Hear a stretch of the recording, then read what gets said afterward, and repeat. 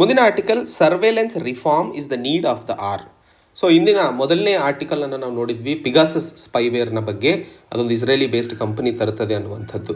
So ಈ ಒಂದು ಆರ್ಟಿಕಲ್ನಲ್ಲಿ ನಾವು ಮಾತಾಡ್ತಿರುವಂತಹ ವಿಷಯ, ಭಾರತದಲ್ಲಿ ಸರ್ವೇಲೆನ್ಸಿಗೆ ಸಂಬಂಧಿಸಿದಂತೆ ಏನೆಲ್ಲ ಪ್ರಾವಧಾನಗಳು ಮಾಡಲಾಗಿದೆ ಆ್ಯಂಡ್ ಅದರಲ್ಲಿ ಏನು ಬದಲಾವಣೆ ಮಾಡಲಾಗಿದೆ ಅನ್ನುವಂಥದ್ದರ ಬಗ್ಗೆ ನಾವು ಇಲ್ಲಿ ಮಾತಾಡುವಂಥದ್ದು. ಈ ಒಂದು ಆರ್ಟಿಕಲ್ನ ಸುದ್ದಿ ವಿಶ್ಲೇಷಣೆಯು ನಮಗೆ GS paper 3 science and technology cyber ಸೆಕ್ಯುರಿಟಿಗೆ ಸಂಬಂಧಿಸಿದಂತಹ ವಿಷಯಗಳಲ್ಲಿ ನಮಗೆ ಅನುಕೂಲವಾಗುವಂಥದ್ದು. ನಾನು ಹೇಳಿದ ಹಾಗೆ ಸುಮಾರು 300 ಇಂಡಿಯನ್ ವೆರಿಫೈಡ್ ಟೆಲಿಫೋನ್ ನಂಬರ್ಸ್ಗಳು ಈ ಒಂದು ರಿಪೋರ್ಟ್ನಲ್ಲಿ ನಮಗೆ ಸಿಕ್ಕಿರುವಂಥದ್ದು.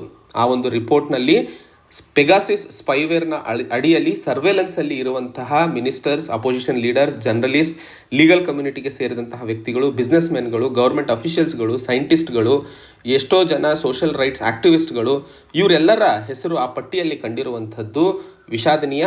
ಆ್ಯಂಡ್ ಆ ಪಟ್ಟಿಯಲ್ಲಿ ಬಂದಂತಹ ಹೆಸರುಗಳನ್ನು ತಿಳ್ಕೊಂಡಾಗ ದೇಶದಲ್ಲಿ ಏನು ಆಗ್ತಾ ಇದೆ ಸರ್ವೇಲೆನ್ಸ್ ಅನ್ನುವಂತಹ ಪ್ರಶ್ನೆ ಎಚ್ಚೆತ್ತಾಗ್ತಿರುವಂಥದ್ದು.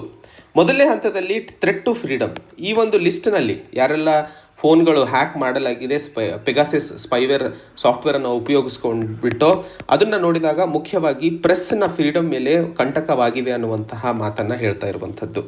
ಆಮ್ನೆಸ್ಟಿ ಇಂಟರ್ನ್ಯಾಷನಲ್ ಸೆಕ್ಯೂರಿಟಿ ಲ್ಯಾಬ್ನ ಪ್ರಕಾರ ಪಿಗಾಸಿಸ್ ಸ್ಪೈವೇರ್ನ ಉಪಯೋಗಿಸ್ಕೊಂಡ್ಬಿಟ್ಟು ಬಹಳಷ್ಟು ಜರ್ನಲಿಸ್ಟ್ಗಳ ಫೋನ್ಗಳನ್ನು ಟ್ಯಾಪ್ ಮಾಡಿರುವಂಥದ್ದು. ಉದಾಹರಣೆಗೆ ಇಂಡಿಯನ್ ಎಕ್ಸ್ಪ್ರೆಸ್ನ ಇಂಪಾರ್ಟೆಂಟ್ ವ್ಯಕ್ತಿಗಳಾಗಿರಬಹುದು, ಎಕನಾಮಿಕ್ ಆ್ಯಂಡ್ ಪೊಲಿಟಿಕಲ್ ವೀಕ್ಲಿನ ಇಂಪಾರ್ಟೆಂಟ್ ಪರ್ಸನಾಲಿಟೀಸ್ಗಳಾಗಿರ್ಬೋದು, ಹೀಗೆ ಜರ್ನಲಿಸಮಲ್ಲಿ ಪ್ರಖ್ಯಾತ ವ್ಯಕ್ತಿಗಳ ಫೋನ್ಗಳನ್ನು ಟ್ಯಾಪ್ ಮಾಡಿರುವಂತಹ ಮಾಹಿತಿ ಈ ಒಂದು ರಿಪೋರ್ಟ್ನಲ್ಲಿ ನಮಗೆ ಗೊತ್ತಾಗ್ತಾ ಇರುವಂಥದ್ದು. ಈ ಒಂದು ಹ್ಯಾಕಿಂಗ್ ಸಾಫ್ಟ್ವೇರನ್ನು ಇದೇ ಮೊದಲನೇ ಬಾರಿಗೆ ಏನು ಉಪಯೋಗಿಸ್ತಿದ್ದಿಲ್ಲ ಅಥವಾ ಉಪಯೋಗಿಸಲಾಗುತ್ತಿದೆ ಅನ್ನುವಂಥದ್ದಿಲ್ಲ. 2019ರಲ್ಲೂ ಸಹ ಇದೇ ರೀತಿಯ ಅಲಿಗೇಷನ್ಸು ಪಿಗಾಸಿಸನ್ನು ಉಪಯೋಗಿಸಿಬಿಟ್ಟು ಜರ್ನಲಿಸ್ಟ್ ಮತ್ತು ಹ್ಯೂಮನ್ ರೈಟ್ಸ್ ಆಕ್ಟಿವಿಸ್ಟ್ಗಳನ್ನು ಸರ್ವೇಲೆನ್ಸ್ ಮಾಡಲಾಗ್ತಿದೆ ಅನ್ನುವಂತಹ ಮಾಹಿತಿಯನ್ನು ಹೇಳಲಾಗಿತ್ತು. ಆ ಸಮಯದಲ್ಲಿ ಮಹಾರಾಷ್ಟ್ರ ಮತ್ತು ಛತ್ತೀಸ್ಗಢದಲ್ಲಿರುವಂತಹ ವ್ಯಕ್ತಿಗಳ ಮೇಲೆ ಟಾರ್ಗೆಟ್ ಮಾಡಲಾಗಿತ್ತು, ಭೀಮಾ ಕೋರೆಗಾಂವ್ಗೆ ಸಂಬಂಧಿಸಿದಂತಹ ಕೇಸ್ನ ಅನುಗುಣವಾಗಿ ಅನ್ನುವಂಥದ್ದನ್ನು ಸಹ ಹೇಳಲಾಗಿತ್ತು. ಆದರೆ ಆ ಒಂದು ಅಲಿಗೇಷನ್ಸಿಗೆ ಸಂಬಂಧಿಸಿದಂತೆ ಯಾವುದೇ ಇನ್ವೆಸ್ಟಿಗೇಷನ್ನು ಮಾಡೋಕ್ಕಾಗಿಲ್ಲ ಆ್ಯಂಡ್ ರಾಜ್ಯ ಸರ್ಕಾರವು ಅದನ್ನು ಸೀರಿಯಸ್ ಆಗಿ ತಗೊಳ್ಳಲಿಲ್ಲ ಅನ್ನುವಂಥದ್ದು. ಇವೆಲ್ಲದನ್ನು ನೋಡಿದಾಗ ಬಹಳಷ್ಟು ಸರಿ ಜರ್ನಲಿಸ್ಟ್ ಮತ್ತು ಹ್ಯೂಮನ್ ರೈಟ್ಸ್ ಆಕ್ಟಿವಿಸ್ಟ್ಗಳ ಮೇಲೆ ಪಿಗಾಸಿಸ್ ರೀತಿಯ ಸರ್ವೇಲೆನ್ಸ್ಗಳು ಮಾಡೋದ್ರಿಂದ ಇವತ್ತು ವರ್ಲ್ಡ್ ಪ್ರೆಸ್ ಫ್ರೀಡಮ್ ಇಂಡೆಕ್ಸ್, ಮುಖ್ಯವಾಗಿ ನೆನ್ಪಿಟ್ಕೊಳ್ಳಿ, ಇದು ಬಹಳ important, world press freedom index ಅನ್ನುವಂತಹ ಒಂದು ರಿಪೋರ್ಟನ್ನು ಹೊರತರುವಂತಹ ಆರ್ಗನೈಸೇಷನ್ನ ಹೆಸರು ಪ್ರಿಲಿಮ್ಸಲ್ಲಿ ಕೇಳುವಂತಹ ಸಾಧ್ಯತೆಗಳು ಜಾಸ್ತಿ ಇರ್ತವೆ. ರಿಪೋರ್ಟರ್ಸ್ ವಿತೌಟ್ ಬಾರ್ಡರ್ಸ್ ಅನ್ನುವಂತಹ ಒಂದು ಸಂಸ್ಥೆ ವರ್ಲ್ಡ್ ಪ್ರೆಸ್ ಫ್ರೀಡಮ್ ಇಂಡೆಕ್ಸನ್ನು ಜಾರಿಗೆ ತರುತ್ತದೆ. ಈ ಒಂದು ವರ್ಲ್ಡ್ ಪ್ರೆಸ್ ಫ್ರೀಡಮ್ ಇಂಡೆಕ್ಸ್ನ ಅಡಿಯಲ್ಲಿ ಭಾರತ 180 ರಾಷ್ಟ್ರಗಳ ಪೈಕಿ 142ನೇ ಸ್ಥಾನವನ್ನು ಪಡೆದಿರುವಂಥದ್ದು. ಅಂದರೆ ಇದು 2021ರಲ್ಲಿ ಭಾರತ 142ನೇ ಸ್ಥಾನದಲ್ಲಿರುವಂಥದ್ದು. ಇದನ್ನು ನೋಡಿದಾಗ ಭಾರತದಲ್ಲಿ ಪ್ರೆಸ್ಸಿಗೆ ಸಂಬಂಧಿಸಿದಂತೆ ಎಷ್ಟು ರಿಸ್ಟ್ರಿಕ್ಷನ್ಸ್ಗಳಿದ್ದಾವೆ, ಎಷ್ಟು ಫ್ರೀಡಮ್ ಇಲ್ಲದೇ ಇರೋ ವ್ಯವಸ್ಥೆಯಲ್ಲಿ ಕೆಲಸ ಮಾಡುವ ಪರಿಸ್ಥಿತಿಯನ್ನು ನಮ್ಮ ದೇಶದ ಜರ್ನಲಿಸ್ಟ್ಗಳು ಅನುಭವಿಸ್ತಿದ್ದಾರೆ ಅನ್ನುವಂತಹ ಮಾಹಿತಿ ಕ್ಲಿಯರ್ ಆಗಿ ಗೋಚರಿಸುವಂಥದ್ದು. ಪ್ರೆಸ್ಸಿಗೆ ಬೇಕಾಗಿರುವಂಥದ್ದು 2 ಮುಖ್ಯವಾದ ವಿಷಯ. ಮೊದಲನೇದು ಸ್ಪೀಚ್, ಅಂದರೆ ಅವರಿಗೆ ಮಾತಾಡುವಂತಹ ಸ್ವತಂತ್ರ. ಎರಡನೇದು ಪ್ರೈವಸಿ, ಅವರು ಮಾಡುವಂತಹ ಕೆಲಸದಲ್ಲಿ ಅವರಿಗೆ ಒಂದಿಷ್ಟು ಪ್ರೈವಸಿಯನ್ನು ಕೊಡಬೇಕು. ಇವೆರಡು ಕೊಟ್ಟಾಗ ಮಾತ್ರ ಜರ್ನಲಿಸ್ಟ್ಗಳು ಮನಸ್ಸು ಬಿಚ್ಚಿ ಸತ್ಯವನ್ನು ಜನರ ಎದುರುಗಡೆ ಇಡಲು ಅವಕಾಶವಾಗುತ್ತದೆ. ಯಾವುದೇ ಹೆದರಿಕೆ ಇಲ್ಲದೆ ಅವರಿಗೆ ಇರುವಂತಹ ಸೋರ್ಸಸ್ಗಳು ಸಹ ಜೆನ್ಯೂನ್ ಆಗಿ ಕೆಲಸ ಮಾಡುವಂತಹ ಸಾಧ್ಯತೆಗಳು ಜಾಸ್ತಿ ಆಗ್ತವೆ. ಸೊ ಭಾರತದಲ್ಲಿ ಪ್ರೆಸ್ಸಿಗೆ ಸಂಬಂಧಿಸಿದಂತೆ ಸ್ಪೀಚ್ ಅಂದರೆ ಫ್ರೀಡಮ್ ಆಫ್ ಸ್ಪೀಚ್ ಮತ್ತು ಫ್ರೀಡಮ್ ಆಫ್ ಪ್ರಿವಸಿ ಅಥವಾ ರೈಟ್ ಟು ಪ್ರಿವಸಿ ಅಂತ ಏನು ಕರಿತೀವಿ, ಇವೆರಡೂ ಮುಖ್ಯವಾಗಿ ಹಿಂದೆ ಉಳ್ಕೊಂಡಿದ್ದೀವಿ. ಅದಕ್ಕೋಸ್ಕರ ನಾವು ವರ್ಲ್ಡ್ ಪ್ರೆಸ್ ಫ್ರೀಡಮ್ ಇಂಡೆಕ್ಸ್ನಲ್ಲಿ ಹಿಂದೆ ಉಳ್ಕೊಳ್ಳೋದಕ್ಕೆ ಕಾರಣವಾಗಿದೆ ಅನ್ನುವಂಥದ್ದನ್ನು ಮೊದಲನೇ ಹಂತದಲ್ಲಿ ಅರ್ಥೈಸ್ಕೊಳ್ಳಬೇಕಾಗಿರುವಂಥದ್ದು. ಎರಡನೇ ಹಂತದಲ್ಲಿ ಏನೆಲ್ಲ ಪ್ರಾವಿಷನ್ಸ್ಗಳು ಭಾರತ ಸರ್ಕಾರದ ಅಡಿಯಲ್ಲಿ ಇದ್ದಾವೆ ಅನ್ನುವಂಥದ್ದು ಸರ್ವೇಲೆನ್ಸಿಗೆ ಸಂಬಂಧಿಸಿದಂತೆ. ಉದಾಹರಣೆಗೆ ನಾವಿಲ್ಲಿ 2 ಇಂಪಾರ್ಟೆಂಟ್ ಪ್ರಾವಿಷನ್ಸ್ಗಳ ಬಗ್ಗೆ ಮಾತಾಡಲಿದ್ದೇವೆ. ಮೊದಲನೇದು Indian telegraph act 1885. So Indian telegraph act 1885 ಇದು ಫೋನ್ ಕಾಲ್ಸ್ಗಳನ್ನು ಟ್ಯಾಪ್ ಮಾಡೋದಕ್ಕೋಸ್ಕರ ಪ್ರಾವಧಾನವನ್ನು ಮಾಡಲಾಗಿರುವಂಥದ್ದು ಇದರ ಅಡಿಯಲ್ಲಿ. ಎರಡನೇದು ಇನ್ಫಾರ್ಮೇಷನ್ ಟೆಕ್ನಾಲಜಿ ಆ್ಯಕ್ಟ್ 2000. ಈ ಒಂದು ಆ್ಯಕ್ಟ್ನ ಅಡಿಯಲ್ಲಿ ಯಾವುದೇ ಕಮ್ಯುನಿಕೇಷನ್ ಕಂಪ್ಯೂಟರನ್ನು ಉಪಯೋಗಿಸ್ಬಿಟ್ಟು ಮಾಡಲಾಗುತ್ತದೆಯೋ ಅದನ್ನು ಸರ್ವೇಲೆನ್ಸ್ ಮಾಡೋದಕ್ಕೆ ಈ ಒಂದು ಆ್ಯಕ್ಟ್ನ ಅಡಿಯಲ್ಲಿ ಪ್ರಾವಧಾನಗಳಿರುವಂಥದ್ದು. ಹಾಗೆ ಮೂರನೇ ಮತ್ತು ಕೊನೆಯ ಹಂತದಲ್ಲಿ ಸೆಕ್ಷನ್ 69 IT ಆ್ಯಕ್ಟ್ ಹಾಗೂ ಇಂಟರ್ಸೆಪ್ಷನ್ ರೂಲ್ಸ್ 2009 ಪ್ರಕಾರ ಕೊಟ್ಟಿರುವಂತಹ ಪ್ರಾವಧಾನಗಳು ಏನಿದಾವಲ್ಲ ಅವುಗಳಿಂದ ಏನು ಸರ್ವೇಲೆನ್ಸ್ ಮಾಡಲಾಗುತ್ತದೆಯೋ ಅವುಗಳಿಂದ ಕಾಪಾಡಿಕೊಳ್ಳುವಂಥದ್ದು. ಯಾಕಂದರೆ ಸರ್ವೇಲೆನ್ಸ್ ಆಗಬೇಕಾದ್ರೆ ಒಬ್ಬ ವ್ಯಕ್ತಿಯನ್ನು ಸರ್ವೇಲ್ ಮಾಡಲಾಗುತ್ತದೆ.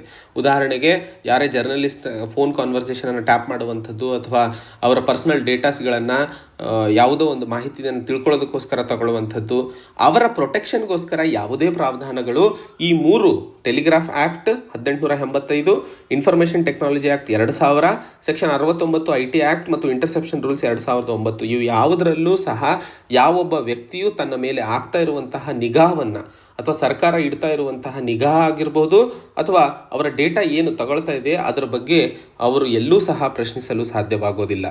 ಸೊ ಇವೆಲ್ಲವನ್ನು ನೋಡಿದಾಗ ದೇಶದಲ್ಲಿ ಇರುವಂತಹ ಮಸೂದೆಗಳು ಅಥವಾ ಕಾನೂನಾತ್ಮಕ ಪ್ರಾವಧಾನ ಇವೇನಿದೆಯೋ, ಯಾರಿಗೆ ಸರ್ವೇಲೆನ್ಸ್ ಮಾಡಿದಾಗ ಅವರು ಹೋಗಿ ಎಲ್ಲಾದರೂ ದೂರು ಕೊಡುವಂಥದ್ದು ಅದು ಇಲ್ಲದೇ ಇರೋ ಕಾರಣಕ್ಕೆ ಇವತ್ತು ಜನರ ಫ್ರೀಡಮ್ ಆಫ್ ಸ್ಪೀಚ್ ಆಗಿರಬಹುದು ಅಥವಾ ರೈಟ್ ಟು ಪ್ರೈವಸಿ ಆಗಿರಬಹುದು, ಅವು ಎರಡೂ ಸಂಕಟದಲ್ಲಿದ್ದಾವೆ ಅನ್ನುವಂಥದ್ದು ನಮಗೆಲ್ಲ ಗೊತ್ತಿರೋ ಹಾಗೆ.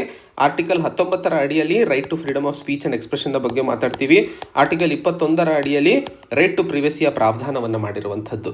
ಇವೆರಡೂ ಸಹ ಇವತ್ತು ಭಾರತದಲ್ಲಿ ಯಾವುದೇ ಕಾನೂನು ಸರಿಯಾಗಿ ಸರ್ವೇಲೆನ್ಸ್ ಕಡೆಗೆ ಇಲ್ಲ ಅಥವಾ ಸರ್ವೇಲೆನ್ಸ್ ವಿರುದ್ಧವಾಗಿಲ್ಲ ಅನ್ನುವಂತಹ ನಿಟ್ಟಿನಲ್ಲಿ ಈ ಒಂದು ಆರ್ಟಿಕಲಲ್ಲಿ ಹೇಳ್ತಾ ಇರುವಂತಹ ವಿಷಯ.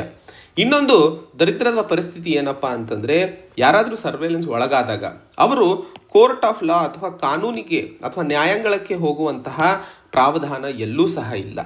ಯಾಕಂದರೆ ಏನು ನಡೀತಾ ಇದೆ ಅನ್ನುವಂಥದ್ದು ಸರ್ವೇಲೆನ್ಸು ಸೀಕ್ರೆಟಾಗಿ ನಡೀತಾ ಇರುತ್ತೆ.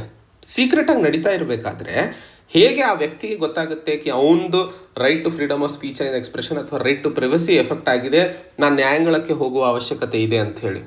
ಸೊ ಈ ಒಂದು ನಿಟ್ಟಿನಲ್ಲಿ ಇವತ್ತು ಸರ್ಕಾರ ಮಾಡ್ತಾ ಇರುವಂತಹ ಕೆಲಸ ಎರಡು ರೀತಿಯಲ್ಲಿ ದೇಶದಲ್ಲಿ ಇರುವಂತಹ ಸಪರೇಷನ್ ಆಫ್ ಪವರ್ಸಿಗೆ ಏನು ಪ್ರಾವಧಾನವಿದೆಯೋ ಸಂವಿಧಾನದಲ್ಲಿ ಅದು ಎಫೆಕ್ಟ್ ಆಗ್ತಾ ಇರುವಂಥದ್ದು. ಉದಾಹರಣೆಗೆ ಎಕ್ಸಿಕ್ಯೂಟಿವ್ ವ್ಯಕ್ತಿಗಳನ್ನು ಸರ್ವೇಲೆನ್ಸ್ ಮಾಡ್ತಿದೆ, ಬಟ್ ಅದಕ್ಕೆ ಪ್ರಶ್ನೆ ಕೇಳೋದಕ್ಕೆ ಯಾರೂ ಇಲ್ಲ. ಆದರೆ ಪ್ರಜಾಪ್ರಭುತ್ವ ಅಥವಾ ಪಾರ್ಲಿಮೆಂಟರಿ ಫಾರ್ಮ್ ಆಫ್ ಗವರ್ಮೆಂಟ್ ಏನು ಭಾರತದಲ್ಲಿದೆಯೋ ಅದರಲ್ಲಿ ಸಪರೇಷನ್ ಆಫ್ ಪವರ್ಸು ಸಹ ಒಂದು ಫೀಚರ್ ಆಗಿರುವಂಥದ್ದು. ಆ ಸಪರೇಷನ್ ಆಫ್ ಪವರ್ಸ್ ಬರಬೇಕು ಅಂತಂದರೆ ಎಕ್ಸಿಕ್ಯೂಟಿವ್ ಮಾಡ್ತಾ ಇರುವಂತಹ ಕೆಲಸಕ್ಕೆ ಅಟ್ಲೀಸ್ಟ್ ಇನ್ನೊಂದು ಅಂಗ ಚೆಕ್ಸ್ ಆ್ಯಂಡ್ ಬ್ಯಾಲೆನ್ಸ್ ಮಾಡುವಂತಹ ಪ್ರಾವಧಾನ ಬೇಕು. ಅಲ್ಲಿ ಬರುವಂಥದ್ದು ಜುಡಿಷಿಯರಿಯ ಬೆಳಕು.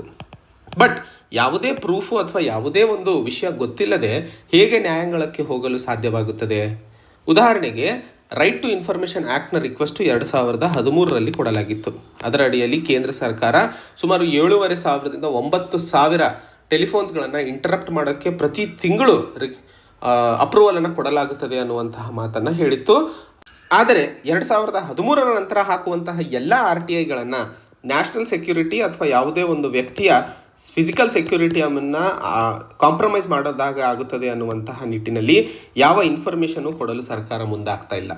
ಸೊ ಈ ಒಂದು ನಿಟ್ಟಿನಲ್ಲಿ ಸರ್ಕಾರ ಸರ್ವೇಲೆನ್ಸನ್ನು ಜನರ ಮೇಲೆ ಮಾಡಬೇಕಾದ್ರೆ ಡ್ಯೂ ಪ್ರೋಸೆಸ್ ಆಫ್ ಲಾನ ಫಾಲೋ ಮಾಡ್ತಾ ಇದೆಯಾ ಮೊದಲನೇದು. ಯಾಕಂದರೆ ಡ್ಯೂ ಪ್ರೋಸೆಸ್ ಆಫ್ ಲಾ ಅಂದರೆ ಏನು, ಲಾನಲ್ಲಿ ಅಥವಾ ಕಾನೂನಲ್ಲಿ ಇರುವಂತಹ ಪ್ರಾವಧಾನಗಳನ್ನು ತಗೊಂಡ್ಬಿಟ್ಟು ಅವುಗಳ ಅನುಗುಣವಾಗಿ ಕೆಲಸ ಮಾಡ್ತಾ ಇದೆಯಾ ಅನ್ನೋ ಪ್ರಶ್ನೆ ಇಲ್ಲಿ ಹುಟ್ಟುತ್ತದೆ. ಆ ಒಂದು ನಿಟ್ಟಿನಲ್ಲಿ ನೋಡಿದಾಗ ಇವತ್ತು ಸರ್ಕಾರ ಮಾಡ್ತಾ ಇರುವಂತಹ ಸರ್ವೇಲೆನ್ಸ್ನಿಂದಾಗಿ ಆರ್ಟಿಕಲ್ 32 ಸಂವಿಧಾನದಲ್ಲಿ ಜುಡಿಷಿಯಲ್ ರಿವ್ಯೂ ಬಗ್ಗೆ ಮಾತಾಡುತ್ತದೆ, ಸುಪ್ರೀಂ ಕೋರ್ಟ್ ಪವರ್ಸು. ಆರ್ಟಿಕಲ್ 226 ಇದು ಸಹ ಹೈಕೋರ್ಟ್ನ ಜುಡಿಷಿಯಲ್ ರಿವ್ಯೂ ಪವರ್ಸ್ ಬಗ್ಗೆ ಮಾತಾಡುತ್ತದೆ. ಮುಖ್ಯವಾಗಿ ನೆನಪಿಟ್ಕೊಳ್ಳಿ, article 19, 21, article 32, 226 judicial reviews of supreme court and high court. So ಈ ಎರಡು ಜುಡಿಷಿಯಲ್ ರಿವ್ಯೂ ಪವರ್ ಏನಿದೆ ಇದನ್ನು ಸಹ ವೈಲೇಟ್ ಮಾಡ್ತಾ ಇರುವಂಥದ್ದು.